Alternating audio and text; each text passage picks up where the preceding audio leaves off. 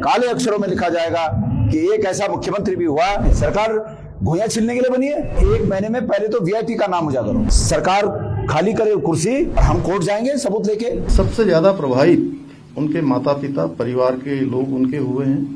मैं राज्य के मुख्य सेवक के रूप में उनकी मां से, उनके पिता से बात करूंगा। बात करने के बाद कानूनी रूप से सभी चीजों का अध्ययन करने के बाद उनका जो भी हमारे लिए, जो भी वो अपनी बेटी के न्याय के लिए चाहते होंगे, हम उसको आगे बढ़ाएंगे। माननीय मुख्यमंत्री जी, आपको अंकिता के माता पिता से बात करते हुए 3.5 साल हो गए और 3.5 साल के बाद अभी 1 हफ्ते पहले, 10 दिन पहले अंकिता भंडारी के पिताजी का ये वक्तव्य आया है कि मुख्यमंत्री ने भी हमारे साथ झूठ बोला। मुख्यमंत्री जी सबूतों को नष्ट करने के प्रमुख आरोपी हैं। प्रमुख, आप ध्यान से मेरे एक एक शब्दों को गौर से सुनिए। मुख्यमंत्री जी सबूतों को नष्ट करने वाले मुख्य आरोपी हैं और निश्चित रूप में ये मामला सुलझेगा। जब ये सत्ता से नीचे होंगे तब ये मामला सुलझेगा। अभी ठीक है, जांच करें और तटस्थ जांच होगी तो स्वागत है उसका। मानहानि का केस एक जो बीजेपी के बड़े लीडर है उन्होंने किया है। अरे भाई 50 मानहानि करें। दिल्ली में बैठ के, ये उत्तराखंड की पुलिस दिल्ली में बैठे हुए लोगों की पुलिस है कि उत्तराखंड के लोगों की पुलिस है?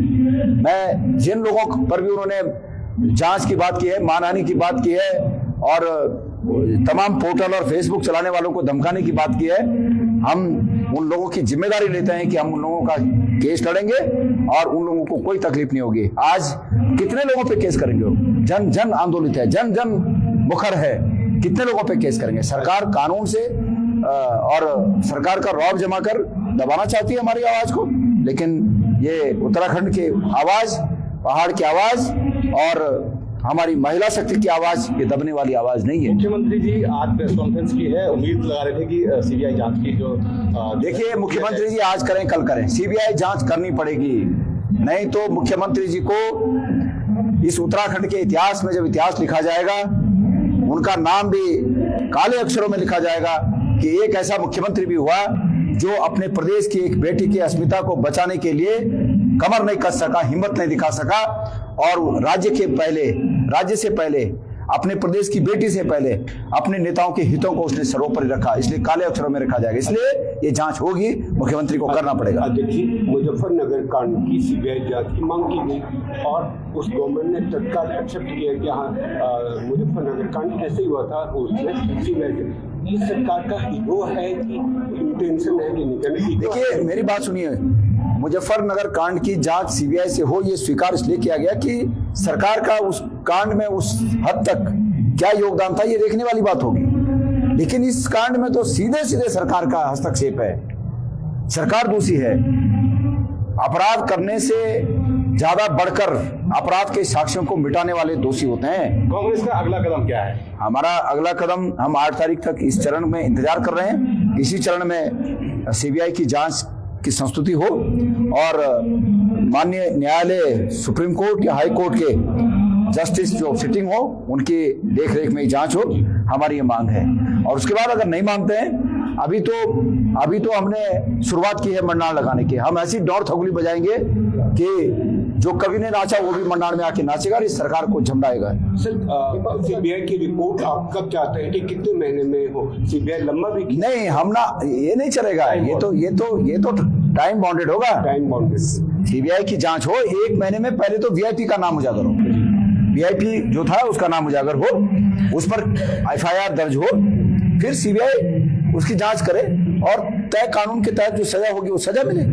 अगर ये तय समय के अनुसार नहीं हुआ, हम चुप बैठने वाले नहीं है। भाजपा कहती है कि अब राजनीति करते हैं कांग्रेस के लोग इस मुद्दे पर, क्या कहेंगे? मैं आप सभी पत्रकार साथियों को कहना चाहता हूं कि भारतीय जनता पार्टी का यह आरोप कि हम राजनीति कर रहे हैं, ठीक है, हम एक राजनीतिक पार्टी हैं और हमारे प्रदेश की एक बेटी के साथ अन्याय हुआ, अत्याचार हुआ, व्यभिचार हुआ, हम उसके लिए लड़ाई लड़ रहे हैं। अगर उसको राजनीति मानते हैं तो हम 1000 बार करेंगे। एक बात 1000 बार करेंगे। दूसरी बात, ये गणेश गोदियार और एक कांग्रेस पार्टी या इस प्रदेश के सभी विपक्षी दल भारतीय जनता पार्टी को इससे भी बड़ी राजनीति करने का मौका दे रहे हैं और वो मौका ये दे रहे हैं कि भारतीय जनता पार्टी जांच करे, वीआईपी को जेल डाले, वीआईपी को सजा हो, दोषियों को फांसी हो और वो हमसे बड़ी राजनीति करे। कि भाई तुमने तो मांगी की थी, हमने तो पूरा कर दिया, करे ना। तो राजनीति कोई दूषित क्षेत्र थोड़ी है कि अपवित्र क्षेत्र थोड़ी है कि कोई राजनीति। हम सकारात्मक राजनीति कर रहे हैं, हम एक जायज मामले के लिए लोगों से उम्मीद कर रहे हैं कि लोग साथ दें, तो इसमें कोई गलत बात नहीं है। वो आरोप लगाते रहे, हम चुप थोड़ी बैठेंगे। बीजेपी का कहना है कि कोर्ट के में जाए और सबूत पेश करे और कोर्ट में जाए। क्यों? वो कुर्सी छोड़ दे। अंकिता भंडारी हत्याकांड में पक्ष कौन है कोर्ट में? कांग्रेस पार्टी है कि सरकार है? तो कांग्रेस पार्टी जाए कोर्ट में, सरकार भुइयां छिलने के लिए बनी है। कांग्रेस बीजेपी सरकार खाली करे, कुर्सी सरकार से हटे, हमें आने दो और हम कोर्ट जाएंगे सबूत लेके। जी, AI जनरेट हुआ है, अभी आपने कहीं कंट्रैक्ट में भी कहा आपको मुस्लिम बनाया गया, आपको कुछ कहा गया। देखिए वो मेरे धर्म पे प्रश्न कर रहे हैं, लेकिन मेरे धर्म पे प्रश्न करने से वो घूम फिर कर कहीं महेंद्र भट्ट जी पर भी जा रहा है। महेंद्र भट्ट गाए बगाए दूर से ही सही पर मेरे रिश्तेदार हैं। अगर गणेश गोदियाल को मुस्लिम बनाने की कोशिश महेंद्र भट्ट करेंगे तो महेंद्र भट्ट कहीं बचेंगे क्या? इसलिए महेंद्र भट्ट जी ऐसे पंगे मत पालो जो पीछे जो मुशावा पीछे जे कही तुम मुझे फूक जाला किसमें गलत काम न करा। मैं आपको सिर्फ ये अपील करने आया हूं कि अगर अभी तक आपने K24 news and entertainment channel को सब्सक्राइब नहीं किया तो प्लीज कर लीजिए।